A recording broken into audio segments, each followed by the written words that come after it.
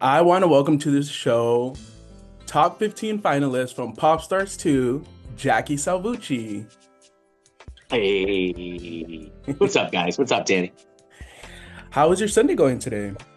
Oh, I had a pretty long, good work week, so this is a nice, relaxing Sunday. It's a lazy Sunday, and I'm digging it. It's gonna be 85 degrees, and I'm hitting the pool right after this. Oh, nice, nice. That's how Sunday should be. Just a very chill, relaxing day. Absolutely. Alrighty. Obviously, we're here to talk about Pop Stars 2, but we want to know more besides Pop Stars. We want to know projects you worked on before Pop Stars, projects you worked on afterwards. But before we dive into all that, I want to talk a little bit about you growing up. How did you take an interest in music and dancing, the entertainment? Like, how did that come about? What sparked that interest? I want to say going back as long as I can remember, music got me. Rhythm got me. And as soon as I could probably walk, talk, I was into kind of performing. And musically, I mean, parents, threw Michael Jackson at me, and he was my fave. And then the new kids came along, and that was it for me. I just wanted to be a new kid. Being from Boston and everything, they were right here, and I was young, I was little, but I just looked at Donnie Wahlberg and wanted to be just like him. Oh, I see. Okay, okay. So then, so it was always in you, and getting to see the new kids and seeing their craft and their stuff. What was the first like sort of project you feel like, oh, okay, like I'm finally doing this?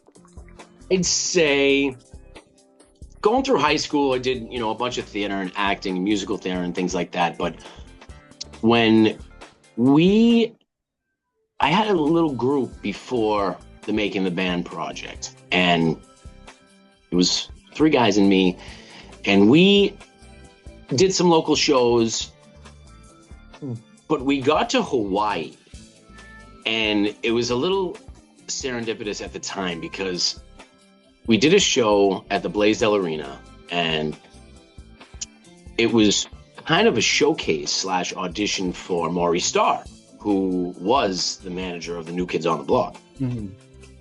And he was actually showcasing another group that he had from Atlanta.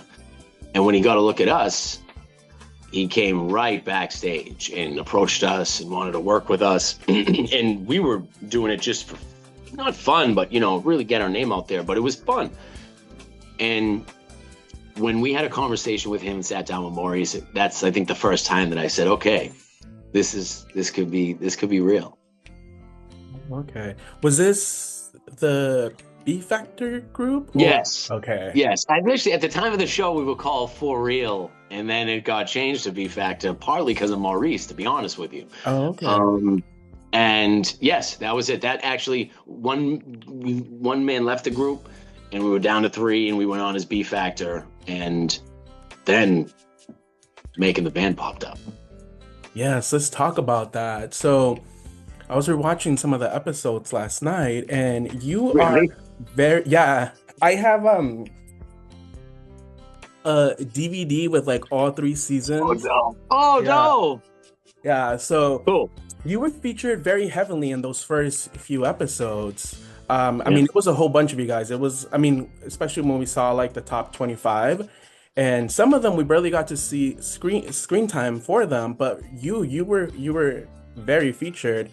How was that experience? Tell me what like the anything I just want to know anything you want to share about making the band process. Is it was a first. It was a first for a lot of people, actually. It was technically the first reality television show after Real World, and I think Cops, if you want to count that back in the day. So what was so cool about the Making the Band experience was that when they rolled, like they just rolled. They just rolled tape. There was zero script, especially in the very beginning. Zero.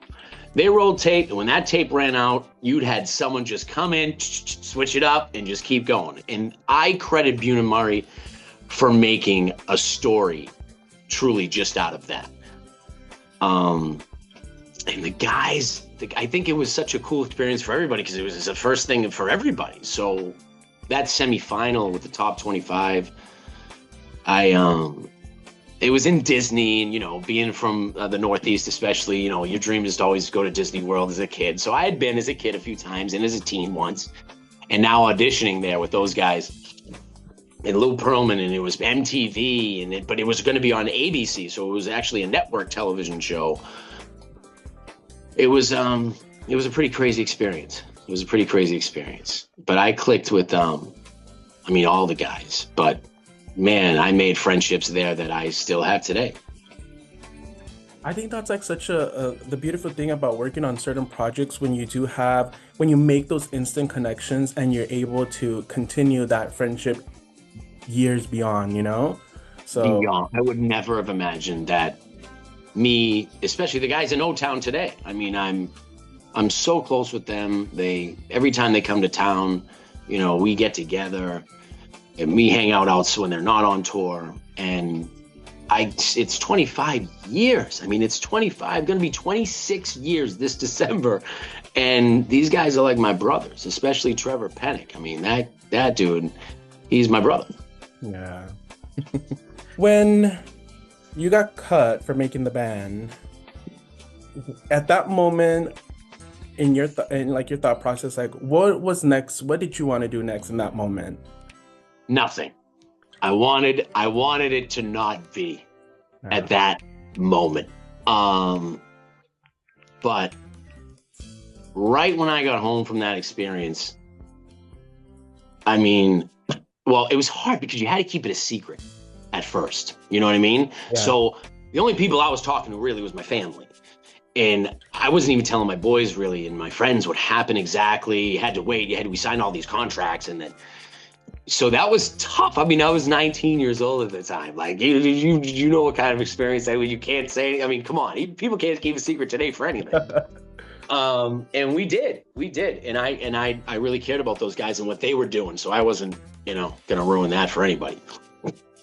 So when things started to come out, there was, to be honest with you, there was a whole story behind the scenes that a lot of people didn't see. You know, the Kaika originally, you know, that 25 went to 8, and that 8, Paul Martin left before they even went down to 5. So there was 7, and then those guys went to 5, and then that 5 went to 4, and it was straight. It was probably straight panic mode behind the scenes because again, you're shooting something and you can't talk about it. So, I mean, I got calls from Lou, even then, to re-audition, and I'm sure he called a few other guys too. And when Dan jumped in and they were a final 5, and then that was the way it was, it worked. So there were things. I mean, Lou offered me a solo deal at the time. It was a crazy time. I ended up being on the Rosie O'Donnell show right after it aired, and it was wow, man. Going back and even talking about it right now, it takes you right back because, you know, there was no social media, so people can't imagine that when you saw listen to this. How about this? I was in New York City. This is a crazy story. I don't think I've told this in a long time. And I think I was at MTV. I was auditioning for a VJ position. Okay. And that was like to, you know, do TRL and all that stuff. When I walked out of the building in Times Square, one of the billboards, there was an ad for making the band. And back then they also played some audio sometimes. And there I was, part of that 15-second bit on a Jumbotron. And I was like, wow, because you couldn't just go online and find yourself. Crazy nuts. I think that's like, yeah, that story alone, like being so young and having gone through making the band and then seeing that, like you said, that big billboard, that ad in New York Times Square is like, that's wild. It's like, it was. Yeah. It was.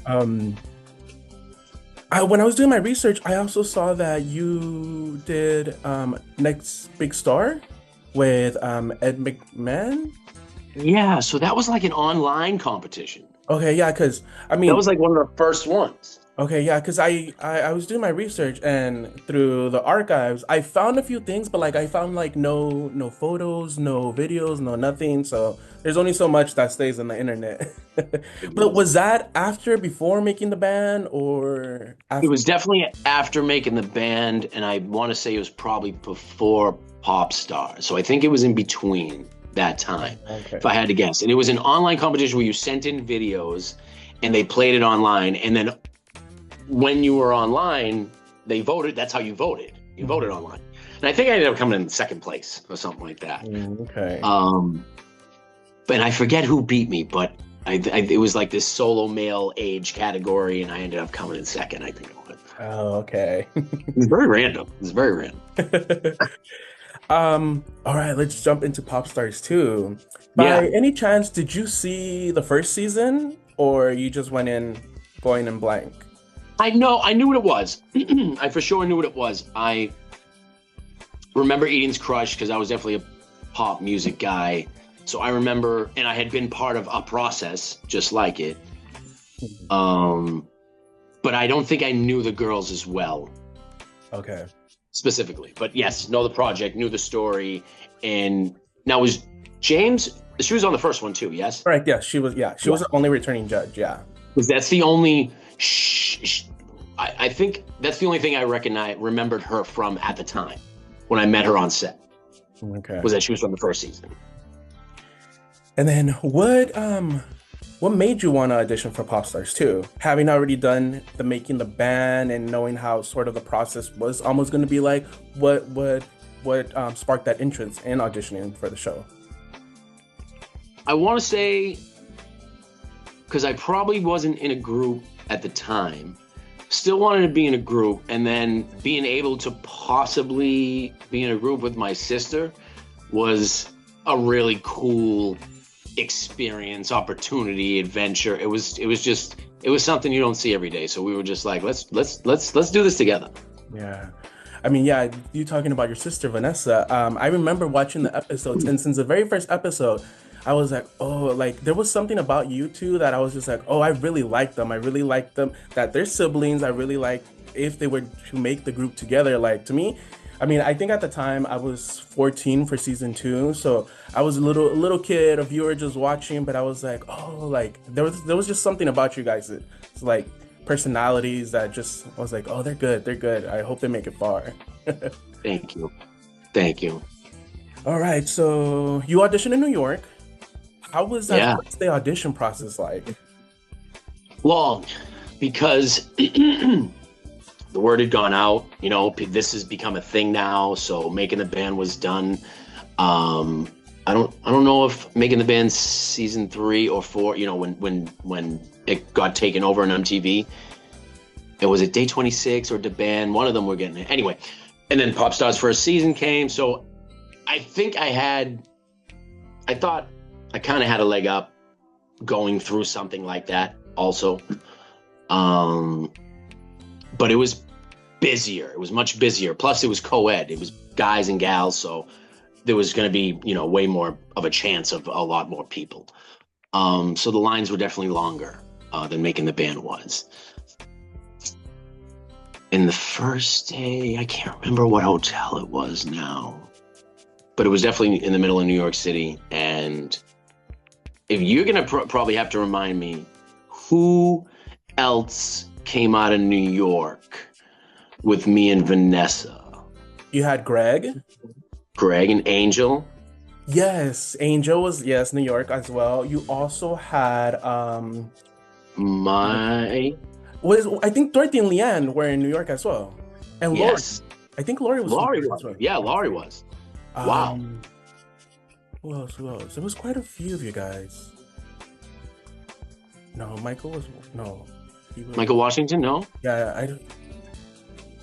No, I don't think he was. No, that's like the one thing because you can't find a lot of stuff on YouTube. You know what I mean? So it's hard to go back and watch that. I have to go in my family's like archives and find it and pull it out and plug You it know into something what? else. Actually, I mean, I have all the episodes and I have the clips, and I haven't uploaded the season two stuff yet because I was trying to flush out all of the workshop for season one, and then I was gonna start inputting the clips. So many people have messaged me like, "Where could I watch the show?" Somebody randomly uploaded the entire season on YouTube. So after we finish this, I'll actually send you the link so you could Ooh, watch the entire season. awesome. I think Yeah. it's one video and it's like 5 hours or 6 hours long. So there's Okay. every single episode in there. Awesome. I'm so down. I'm so Yeah. down. I want to show my fiance. I want to show, like, I want to show it. Yeah. I need to relive that again. Yeah. Um, so then you made it out through the first process, the first audition. You came back for a callback, and then you also did come back for the dance callback. So I randomly actually talked to your sister not long ago because I posted a clip and she responded to it. It was like a workshop clip, and I was telling her from compared to season one, season two's dancing and choreography seemed insane. Like it seemed so hard. I remember I was trying to do the dances and I was like, you know what? I was like, there's people that are built for this, and I'm just here to watch this show. I was like, I cannot keep up with these dance moves. But I wanted Definitely. to know a little bit more on the dance callback. How was that? How was it working with Tony as a choreographer? Tony was cool. Tony was cool because he was all business. He could move, man. He could definitely move. When I think anytime, you're forced to jump in a circle at random and just move to a song you never heard before is pretty challenging. So it's cool that they give drills like that because it really pulls. You got to really, really on the spot dig down deep. You know what I'm saying? And come up with something and hope it works. Excuse me. So I remember at the time I was really into like EDM and Okay. going to clubs and dancing because me and my friends would just go to clubs to legit battle. Like we would battle. We would get in circles, and so at the time that was kind of like my style. So I remember going into Pop Stars being like, "Oh, this isn't anything like they probably want right now." But I went with it, and it worked for the time. I think it was Missy Elliott, right? It was Get Your Freak Yes, On. It was yes, such a yes. crazy Timbaland beat that like you could move any way you wanted to, and I think that's why it was picked. To be honest with you, not why I was picked, why it was picked. Yeah. To be honest with you. All right. So then you get that phone call that you're going to LA, you're going to go to the workshop. How did that feel? It brought me right back to making the band and seeing a flashback of Lou Pearlman saying like, "You coming to Orlando?" It's the same thing. It's the same thing. It was kind of deja vu. It was kind of like, here we go again. Get the plane ready, and the fact that Vanessa got to come too, although we got to go together, was, I mean, just being from Boston and going to New York City and being picked in New York City, you still feel like you're on another level because New York is, New York. Yeah. So it was cool to get to the semis again with Lil Sis.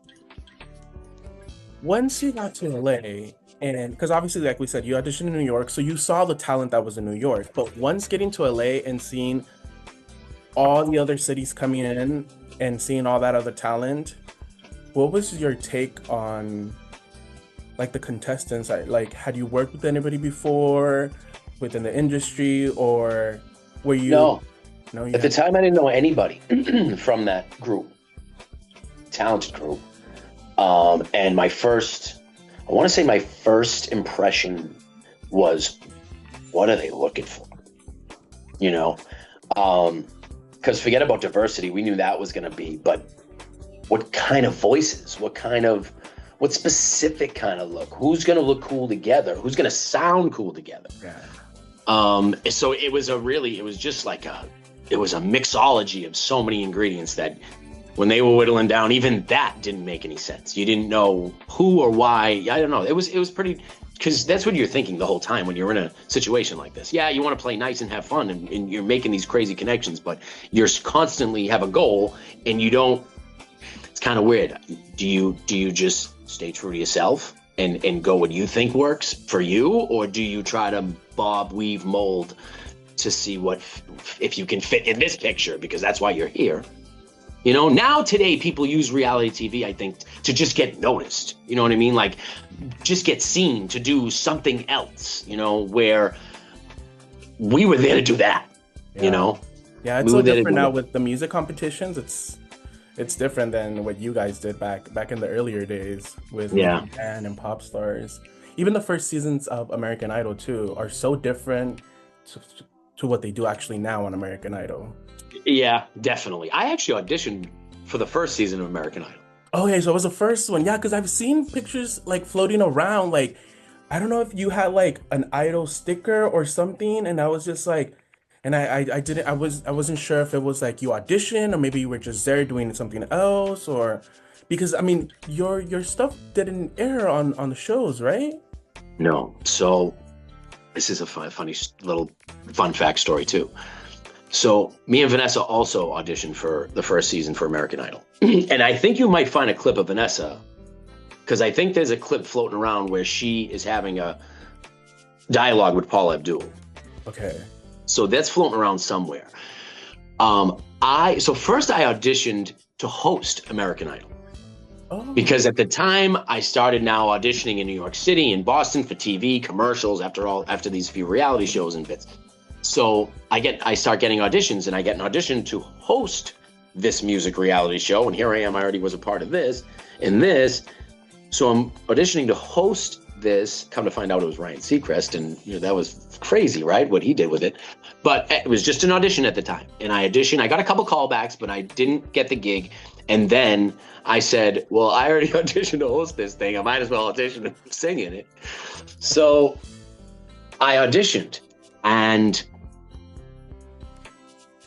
in the first season, oh my gosh, there were hundreds and hundreds and hundreds and thousands of people, and you auditioned, and it was like high school, like making the play or the sports team. Like you went to go look for your name. Yeah. And I didn't see my name. And Vanessa got a call back, and I was so I wasn't shocked. Mm-hmm. I'll say the word was shocked. I'm not going to say positively and negatively, just shocked. And I remember I don't think it was caught on tape, but I chivied my way down into the audition rooms again and knocked on the door and pointed to a producer and asked him to come talk to me. And I asked him what the deal was. And he referred to me by my first name. And he told me the reason why I couldn't go through was because I had already been on television twice. And it would give me a disadvantage because this time the public voted. But see, how does that make sense? Because those first... It wouldn't have if it was another season, but because it was the first American Idol, but they thought it would have a whole bunch of people. Oh, I think so. As a viewer, when I was watching these Making the Band, Pop Stars, and American Idol, one of the cool things that I enjoyed was that we saw a lot of the same contestants throughout all these shows. But even on the very first season of American Idol, we had Nikki McKibben, Alexandra Bachelier that auditioned for Pop Stars. Pop Stars. Kelly Clarkson auditioned for Pop Stars as well. There's really? I didn't know that. The Eden's Crush one, yeah. And then they didn't show her singing, but in that very first episode, they show her in the Dallas auditions, and she has her little number and everything too. But they never showed a clip of her actual singing. But you also had Alexandra Bachelier that auditioned for Pop Stars 1 and 2 that went on to be on Tania that was with you guys, Top 10. I just interviewed her too a few weeks ago, so we talked a little bit about American Idol. But it's weird because, like I'm telling you, a lot of the contestants were here, there, and there. And even Kimberly Caldwell that was with you guys in Pop Stars auditioned for the second season of American Idol. That was the second season, yeah. So I don't know. I think just because of how featured. Yeah. In Pop Stars, you also remember, I was on almost the whole season. Yeah. You know, because they stretched those auditions out, which was cool. You got more airtime for sure. But yeah, anyway, that's what the producer told me that day. So it would have been cool to see you on there too, though. Yeah, it would have been cool. All right, so jumping back to pop stars real quick. Hmm. How was it working with James? We talked a little bit about Tony already, but James and Brad, like as far as the judges, did you take anything from their knowledge or like how was it just working with them? You know, probably got the most out of Tony. Just going back to Tony, I'd say, oh, he got the most out of me. I want to say, he really, especially during the dancing parts, he pushed me. He was kind of like looking at me, knowing that I was struggling. This was tough. Like this choreography was tight, but he wanted to see me succeed. Brad was kind of chill. He was kind of chill with everybody. He was kind of like they played good cop, where James played bad cop, and then Tony was kind of in the middle. Yeah. I think that's how the personalities went. But again, Brad just kind of vibed with you. He let you be you, and I don't know. James just kind of ran the ship. Is there anything during the workshop specifically that you guys filmed that didn't end up airing on the actual show that you recall, maybe? Any fun stories possibly, or anything you want to share? So it's funny. I remember, Greg Trico, that dude, he's probably the ones I have heard from, reached out to in the last, few years.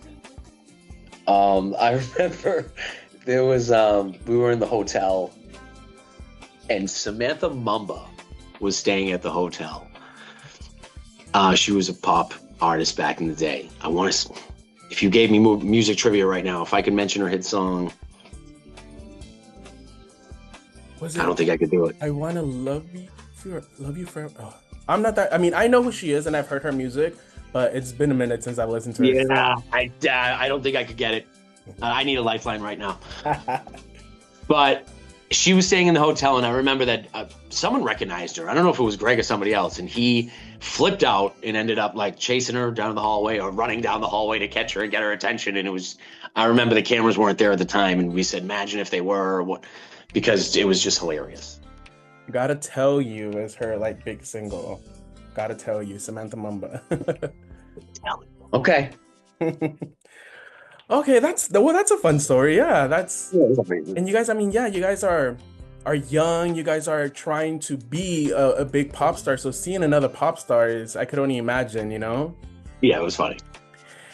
You got to the top 15. You were able to perform at the Sunset Room, and you guys had that whole day of like sort of life of a pop star with having the photo shoot, having the makeovers, having the interviews, and then performing. Can you tell me about that particular day and what I'm assuming was probably stressful? Yeah, it was regular stressful, but I just remember I didn't like that day. I did not like that day. I did not have fun that day. Overall, I remember the interview stuff was cool, the photo shoot was cool, but like what they were like, they kind of played it so that like you didn't have a choice on anything, where like back in the day, the stereotype was that once you become in a group that you have to dress this way and talk this way and act this way, and yeah, stereotypes are there because they're true sometimes, but there's also a lot of individuality. I ended up getting a record deal myself and being in a group, and we had a ton of freedom, creative freedom for that is. And I know the O-Town boys too, later on, maybe after the first couple seasons, did as well. And that felt a little phony to me. It felt a little phony, forced. Use them as you will. Because I remember like them putting me in this outfit to wear on stage, and I was like, I can't dance in this. Like, I can't move the way I want to move in these crazy clothes, whatever it was, these crazy shoes. And they were kind of like, well, this is what it's going to be like, so you just got to deal with it. Okay, so doesn't seem like it set me up for success for this audition. You know what I mean? Yeah. So mixed bag on that day. Mixed bag. Then they announced the top 10, and your name is not called. Mhm. I mean, obviously, from watching the episode, we could tell how you felt, and the rest of you guys that didn't make it, the other four. But having gone through the entire process, being so close, almost there at the top 10, what did what were you feeling? Here we go again. You know, I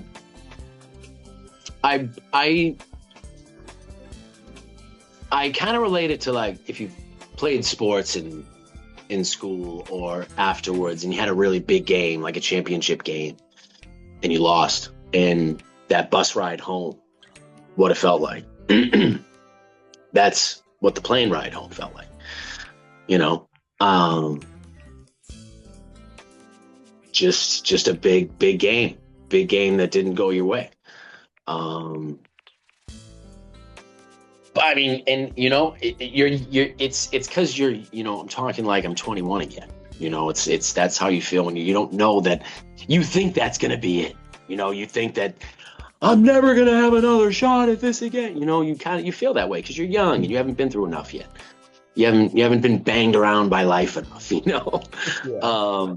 so that's, you know, just normal kid feelings. But you know, I remember being in VI3, and we kind of did this tour where we did a lot of motivational speaking at the time too. And I would bring that story exactly up, how I was on Making the Band. Was this close? You know, I take that plane ride home, and then I was on Pop Stars, and I was this close, and I take that plane ride home. And now here I am taking a plane ride to Chicago with these two dudes, you know, jamming out like I always wanted to. And, you know, it's just, life is crazy. Yeah. And then everyone's story is going to be a little bit different. And sometimes, honestly, maybe being in those two groups was you know, it was not in the cards for you. You had a different path to take, you know. Obviously, doing those two shows, you gained a lot of experience, a lot of knowledge. People knew your name as well, you know. So, yeah. Yeah. Then we do see you one more time in the pop stars when the group's already formed and they come to New York, and you, Greg, Angel, and Leanne come. You guys surprised the band. How was that re-seeing the final group and getting to catch up? It was cool. It was so cool because I remember getting the phone call saying that they were going to do an event and that we were allowed to go. And I remember getting two of my best friends, and we jumped in the car, all three of us, and stayed at the same hotel even. Because I remember staying there a few times. I think I stayed there with VI3 and some other times in New York. It was a cool little boutique hotel. And I think I was trying to think. It was a real surprise. It wasn't even, I mean, it was staged for us to go, of course, but the band didn't know. They really didn't know, because they were really surprised when we showed up. So it was cool. It was cool. We spent the night in New York. I remember Josh hanging out, and that was fun. All right. As far as your whole pop star experience, what is your favorite memory from the whole pop stars journey? I think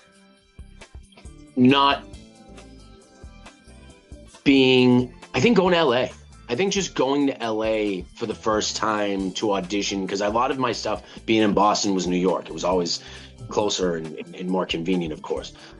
But just the shot to compete in LA with across the country talent, I think that was my favorite part for sure. Nice. And then you are you still in contact with any of the pop stars contestants? You know, Vanessa, you know who she is? Definitely Vanessa.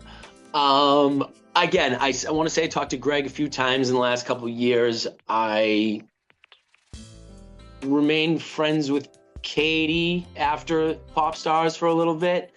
Me and Kim got pretty close in LA for a couple of years. We were just both going on auditions and doing our thing. So we linked up in Los Angeles, and we're pretty good friends out there. So that was fun. Trying to think anybody else. I tell you, I just learned through you that Moy is in a reggae band, and So cool. I actually went to Spotify, checked them out, started getting some tracks from them, Yeah, and just jamming along because their music is really, really good. I really it's like it. good. Like as far as like the contestants, I've been a fan and I've kept up with a lot of the people's careers and their different ventures that they've gone on to. So when I saw ages ago that he was in a new band, a different band, I was like, oh, let me check out their stuff. And the same thing, I was like, oh, this is good, this is good, this is good. And I was like, Yeah, yeah, so yeah, it's totally fun. It's totally yeah. fun. So props to Moy. Good job, dude. And Okay. Josh too. Me and Josh ran in similar circles in LA too. Yeah. All right, so life after pop stars. What were you planning on doing next? You mentioned obviously a little bit about the idol stuff, but what was your take? Like, what did you want to do next after pop stars? Like you said, this was already the second time you've done a TV show, so Yeah, I want. So I want to say the show again. Had to keep secrets. yes. So Pop Stars, I think, was September, and then the shows ended up airing that winter. So then we had the holidays, and then going right into 2003, I started getting those calls from Chicago, and I thought about auditioning for the second season of American Idol, but we went full steam ahead with Vi3. So it was just a couple months later, and I ended up moving to Chicago back in April, May of 2003. Let's talk about that. How did that start? Like, how was the process of starting that group? So that was all Justin Roman. Justin Roman was also a semifinalist on Making the Band And right, yes. out of Chicago, and we both made the 25. He went back to Chicago, I went back to Boston.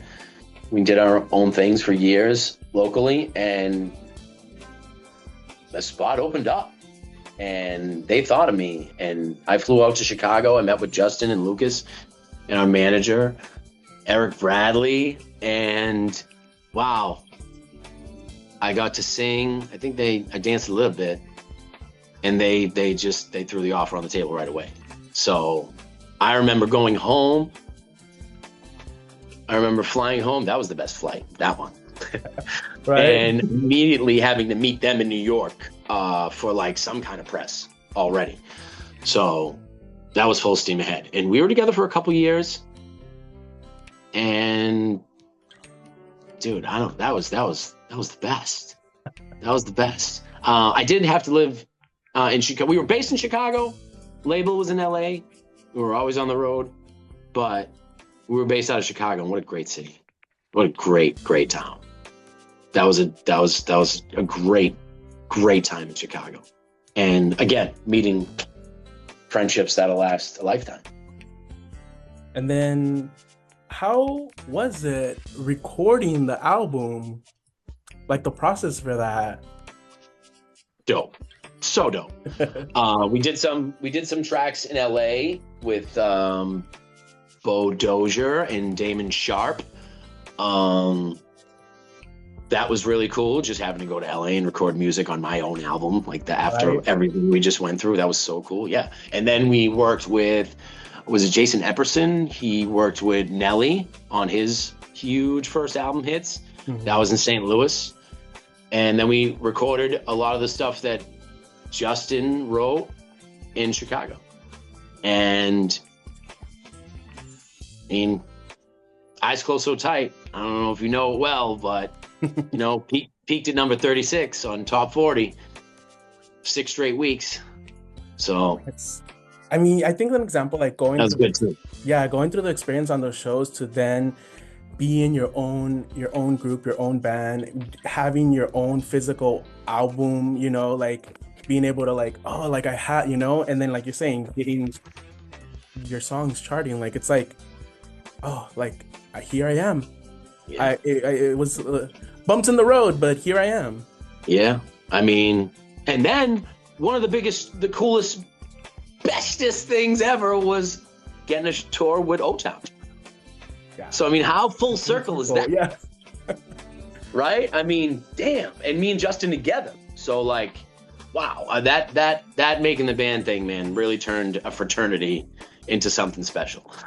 Into something special. Because here I was just a couple weeks ago, at the Pop 2000 tour with O-Town, Brad from LFO, Chris from NSYNC, Ryan Cabrera, and it's like, wow, all these guys are from the same time, came up together, and still making music, and I saw those pictures too, like roaming around online. And like I'm telling you, it's like, yeah, when I see stuff like that, it just like it brings me so much joy as a viewer, you know? And I was just like, oh my God, like this is so cool. Me too, as a viewer. Because I can appreciate it, just like you. Just like you. It was a good time. It was a really good time. And how cool is it that we get to still relive it because of some guys in groups like this? You know, when's NSYNC gonna finally get it together? How many people said that? They're still trying to figure that out. You know, I they're mean, the only ones. The Backstreet Boys right now, their residency in Vegas too. Like, how cool does that show look? Oh my God, that looks insane. Insane. Alrighty. Let's see. Any other fun projects that you worked on that maybe the viewers don't know? What would the viewers not know?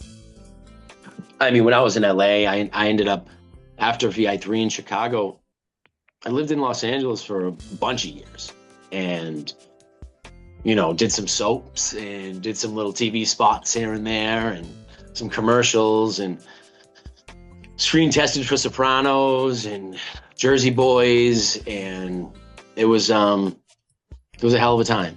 It was a hell of a time. And just recently, me and Trevor had a show in Boston and opened up with Brad from LFO.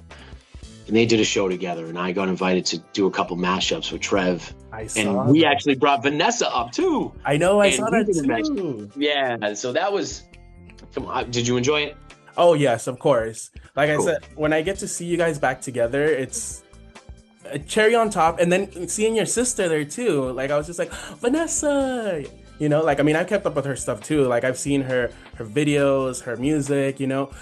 Have you guys ever thought of, well, I don't know if you guys still would today, but like back then, like you and her maybe doing your own music together? You know, we dabbled a little bit right after the Pop Stars thing. I want to say we met with, you know, some producers. It was, I got to tell you, because I've always had like a business mind too with music and marketing mind with music. It was hard, I guess, for anybody to figure out how to push the family project as a project to make it sexy without being sexy. You know what I mean? Saying, yeah. You know, it's a weird line to come out and perform as a family, you know, together, like separate and then together, cool. But it was always tricky. It was always tricky to come up with it. I mean, now anything goes. So I'm sure we could get in the studio tomorrow and bang something out real quick. But it was tricky back then. Yeah. What do you find yourself doing today, now? So today I'm living in Boston. Well, I'm about 20 minutes outside of Boston, north of Boston. I'm engaged, been engaged for a couple years now to my lovely fiance, Kristen. And I've been in the hospitality business since I've been home. I've been running restaurants and bars and, you know, doing my music on the side. But that's how I'm making my living. That's how I'm making things happen right now. Anywhere that we could find your music, possibly? Is it online anywhere? Well, that few mashups that we just talked about, you can definitely find that online. Definitely, I want to say YouTube. And me and Trevor are linking back up in a couple weeks. Oh, nice. With another friend of ours, Joel, down in Nashville. So we'll be linking up. They have a show in Boston, Cambridge, technically, I think the beginning of September.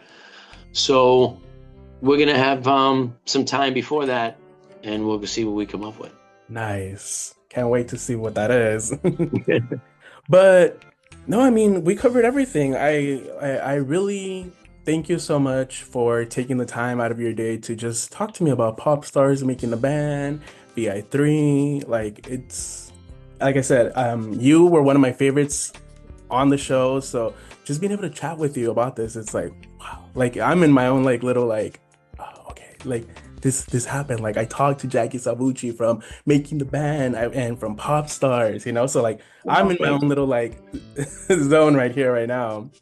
Today, taken because I haven't taken a trip down memory lane like this in a long time. So you're the reason for that, and thank you. Thank you for taking an interest. Thank you for helping me remember things that I haven't remembered in a while. And please, send me that. Oh yes, yes. Definitely. I know it's sometimes funny to just watch it back, and I can only imagine for you guys how like just nostalgic that is, you know? And Oh my you God, I guys probably all look look, so young. yeah, I was just gonna say that you guys are all so young, so So little. young. So little. A lot of personality still, though, probably. Yeah. But thank you again, Jackie, for doing this. I appreciate it, man. Do you want to plug your social media? Where can the viewers reach you? Oh, absolutely. You can still find me on Facebook, Jackie Salvucci, if people still using that, and Instagram for sure, at Salvucci Jackie, and I'm on TikTok too, at Salvucci Jackie. Nice. I'll make sure to add those in the little descriptions so people can check you out and see your stuff that you have coming up. Thank you, Yeah, dude. Jackie. Thank you so much, Danny. Take care, man. You too, man. Thank you.